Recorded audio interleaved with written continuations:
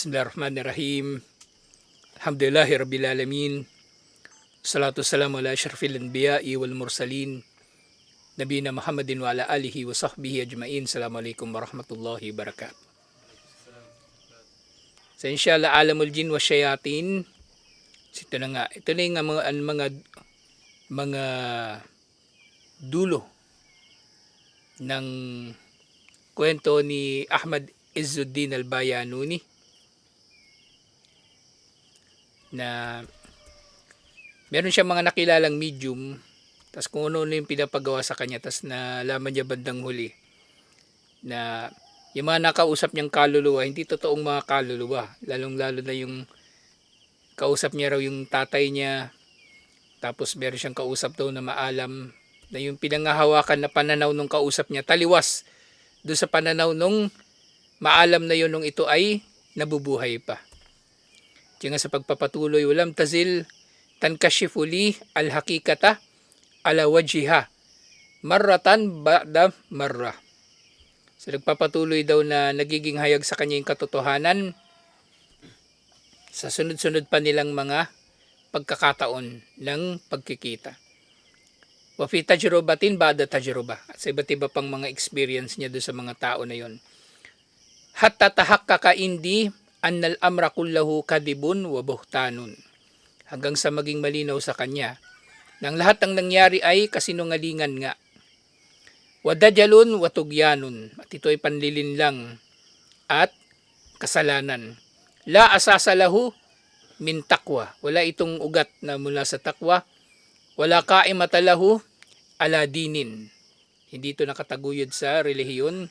Falwasitul ladhi ya'tanuna bisya'nihi wa yusuna bihusni riayatihi wa ikramihi tarakas salat wala ya'murunahu biha wa huwa yahlikul lahya wala ya'murunahu biitlaqiha.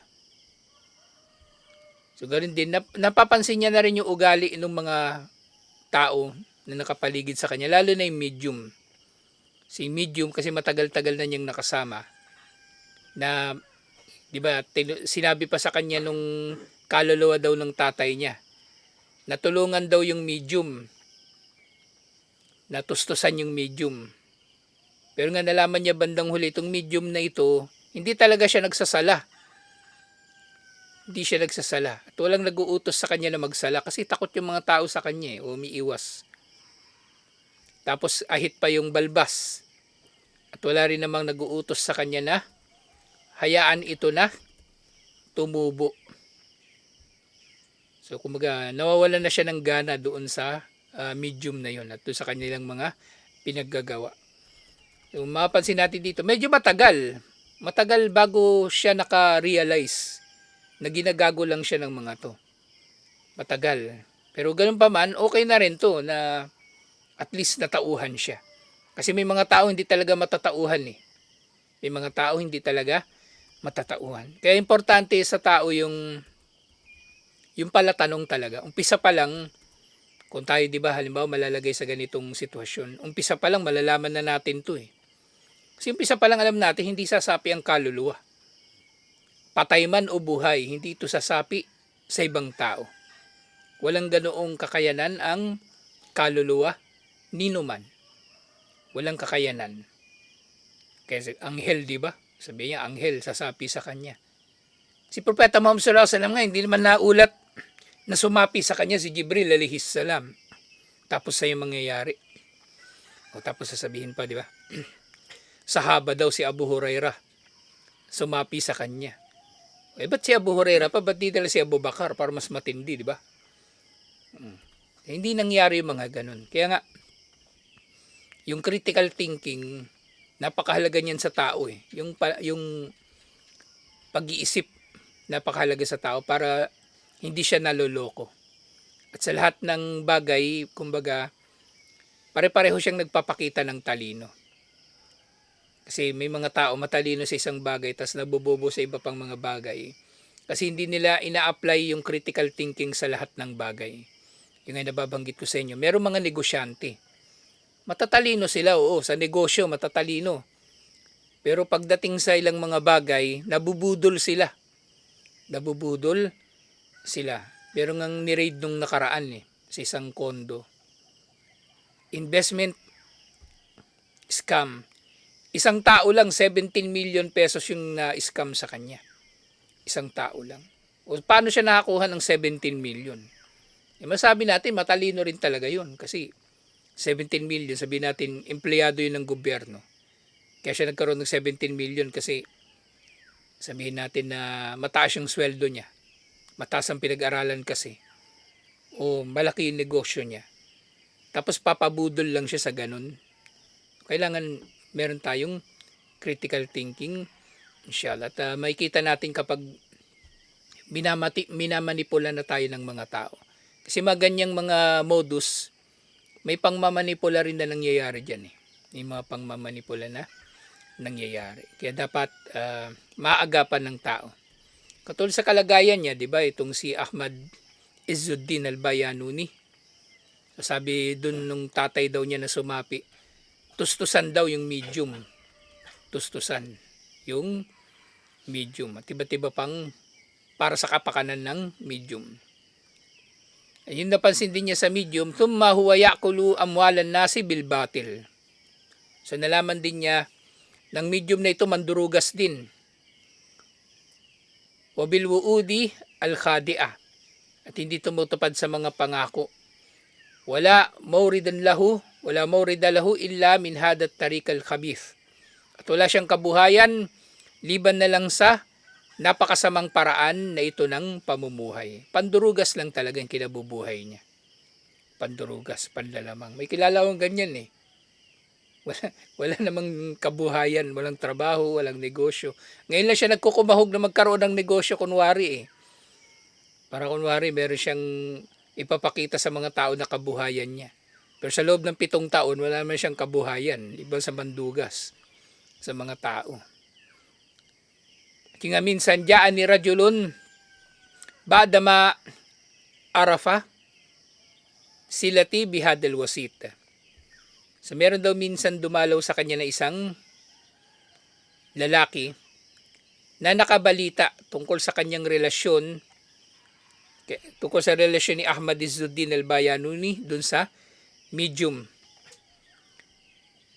So meron siya nakilala na isang tao. Yashku ilayya annahu kadaahu. At pareho sila ng naging karanasan. Niloko din siya ng medium na yon. Fakada minhu 300 lira Suriya. Wa huwa fakir. Dinugasan daw siya ng medium ng 200 na lira. O kumbaga 200 reals na pera. Samantalang mahirap lang siya. Wa fi hashaddil hajati ilayha. So matindi yung kanyang pangailangan sa pera, pero sa isang hindi may paliwanag na paraan, nadugasan pa rin siya ng medium ng 300 reals. Talaga, napakatindi nung kanilang husay na mandugas. Yung nga titingnan ko ngayon yung mga maraming mga mandurugas. Yung nadudugas nila, kawawa talaga Merong mga nagkakasakit. Tapos panggagamot sana nila yung pera na yun na inipon nila ng mahabang panahon. Lalo yung mga matatanda. Matatanda yung nabibiktima ng mga love scam Mga love scam, mga makikipagrelasyon sa iyo online, Facebook. Lalong-lalo na yung mga matatanda na na nabubuhay mag-isa. Kasi pagkasama niya yung mga bata, may kasama siya mga bata, anak ko kaya apo. Magsasabi yun Uy apo, may nag-PM sa akin nito, gandang babae, ganito, ganyan. Pero yung mag-isa lang, wala na. Masusolo na yun ng scammer. Kaya nga minsan, inaano din nila yun Patinitiktikan din talaga nila yun. Kung sino yung pinaka-vulnerable. Ganun, ianan nila yun. So, syutain yun ng ang dali pa naman ngayon magpanggap na babae. Diba? May nakita ako nag-demo sa Facebook. Pinakita niya yung actual na video. Tapos kung ano yung lalabas na video doon sa kausap niya online. Lalaki siya. Talagang pinakita niya kung paano nangyayari yung mga Tapos yung filter, talagang naging babae siya. Tapos hindi lang babaeng basta-basta. Gumanda pa. Maganda, maputi, makinis, ganitong, ganyan. Sexy. Sa lahat ng kaakit-akit sana sa lalaki. Napakadali. Dati madali, dati chat-chat lang naman, di ba? Text, type ka lang. Kasi may webcam.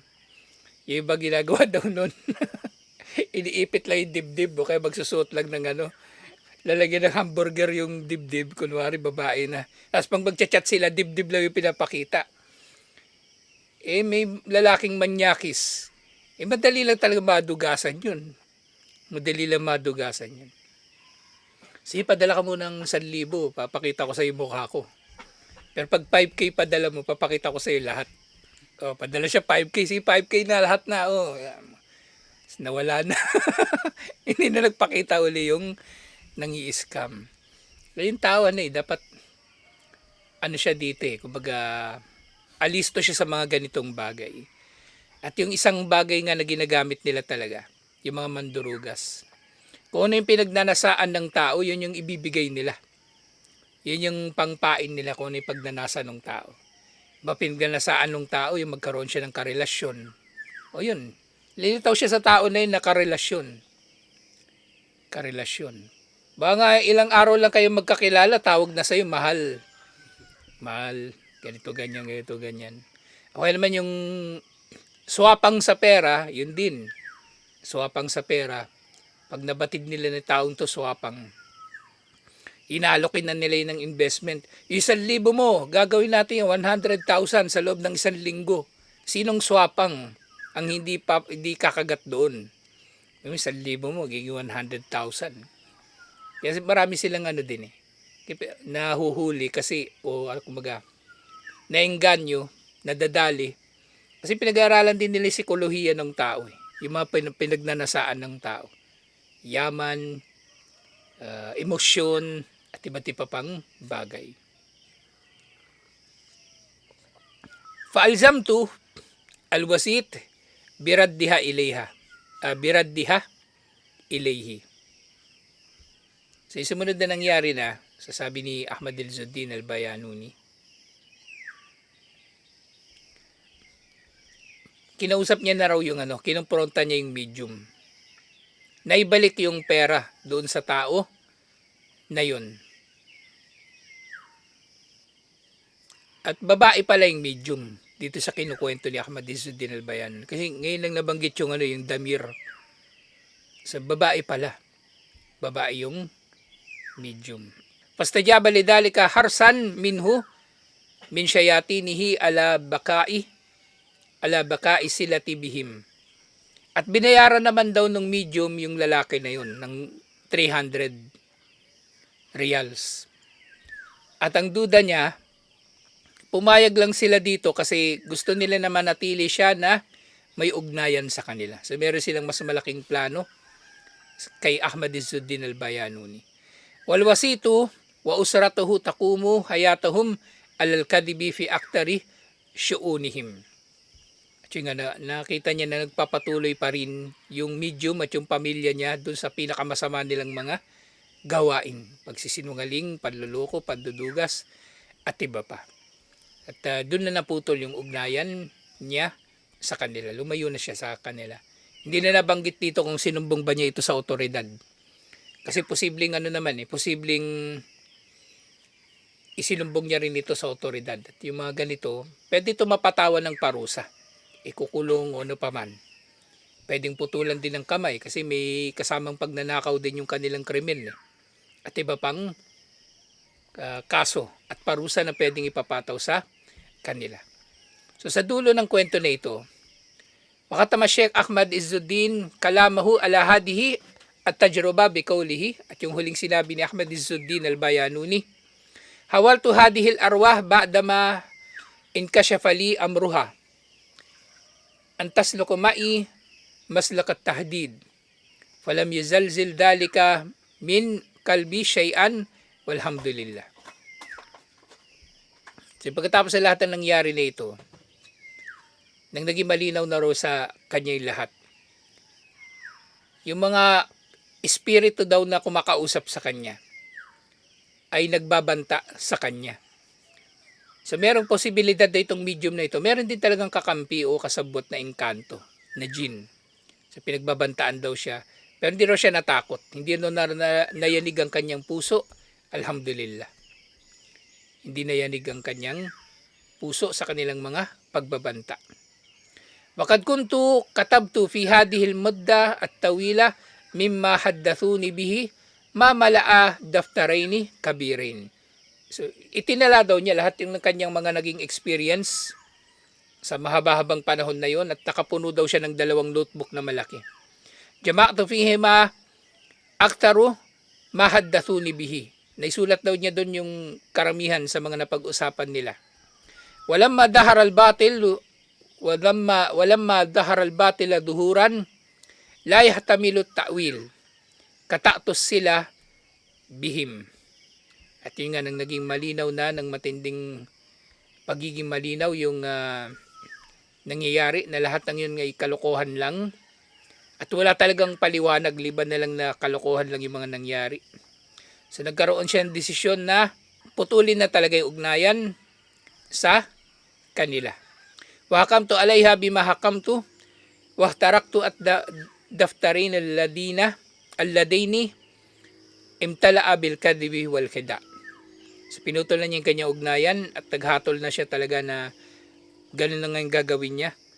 At sinunog niya daw yung 2 notebook niya na yun, na naglalaman ng mga kasinungalingan at panlilin lang.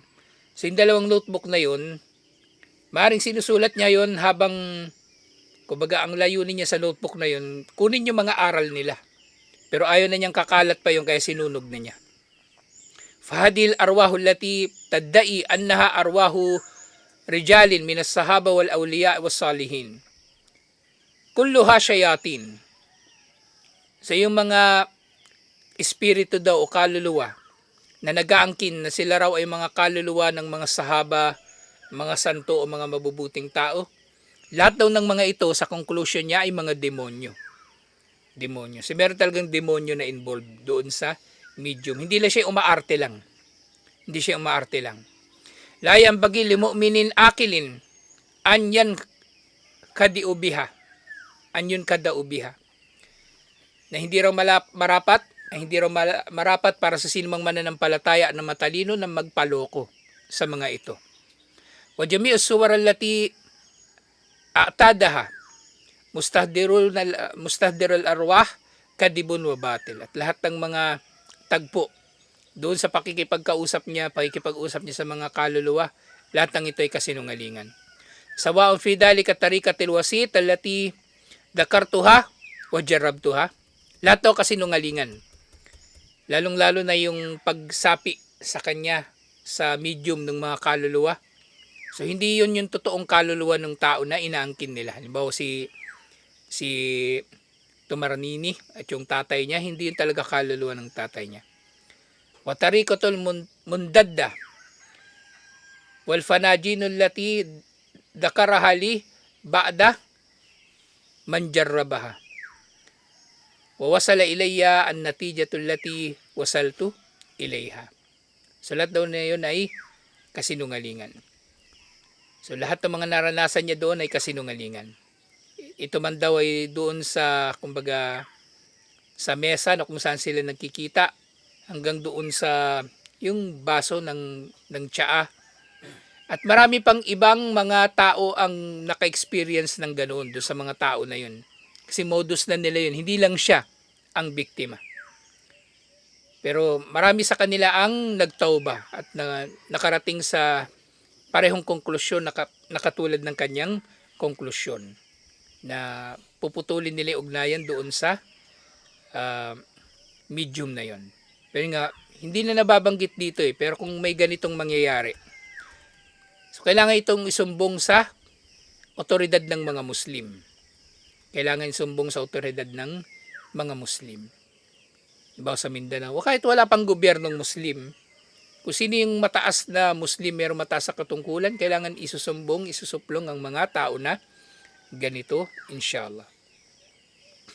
Wa min ajib al-amri anni qara'tu ba'da dhalika kutuban muallafatan fi hadal mawdu fadal mujarribina al-akilina wasalu ila mitli ma wasaltu ilayhi. So matapos daw yung kanyang naranasan na yon, so marami daw siyang mga nabasa na mga aklat.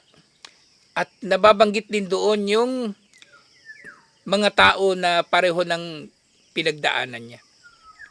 So marami pa, mga nasa ibang lugar na pareho ng kanyang pinagdaanan. Kaya pareho ng kanyang mga dinanas. Doon sa mga tao na katulad dito na may karunungang itim. Wahakamu ala tilkal arwah. At pareho sila ng naging konklusyon. Annaha qurana bani Adam minal jin. May mga sumasapi na ito. Kung meron man talagang totoong sumasapi, hindi ito yung kaluluwa talaga ng tao na inaangkin nila. Diba siya, diba? Hindi yung tatay niya yung kausap niya. Pagkos ang nakausap niya, yung mga karin na mga engkanto. Karin ng mga tao na mula sa mga engkanto. Kama hadani Allahu Ta'ala ila dhalika min qabl. Walhamdulillah. So marami sila na mga ginabayan ni Allah. Alhamdulillah. Na palayo sa mga kasamaan na ito. Wakad adaytu bi kalimati hadihi an-nus al-wajib. At tinatapos niya yung kanyang isinulat sa pagsasabi na ibinibigay doon niya sa lahat yung kanyang obligasyon na magpayo. Sinobligan niya sa kanyang sarili ang magpayo sa lahat laban sa mga taong ito. Wallahu al-hadiyu wal muwaffaq. At si Allah ang tagapaggabay at tagapatnubay. Alhamdulillah. So ito yung naging experience ni Ahmad Izzuddin al-Bayanuni doon sa mga tao na ito na nagpapakilala na may kakayanan sila na magdulot na makausap ng tao yung kaluluwa ng iba. At mapanganib talaga yung mga ganitong mga pag-aangkin ng mga tao. Kasi yung katulad na nabanggit ko kanina, yung mga mandurugas, nagagawa nilang mandugas kasi ang appeal nila dun sa kung yung pinagnanasaan ng tao. Nagdanasa yung tao na magkaroon ng karelasyon, nagnanasa yung tao ng pera, o to makita naman sila ng tao na nagnanasa, na makausap yung mga sumakabilang buhay nilang mahal sa buhay. So ito, gagamitin nila yung ganong mga emosyonal na mga tagpo para maloko ang mga tao. Waliyadu billah. So tutuloy pa natin yung pagtalakay nito inshallah. Assalamualaikum warahmatullahi wabarakatuh.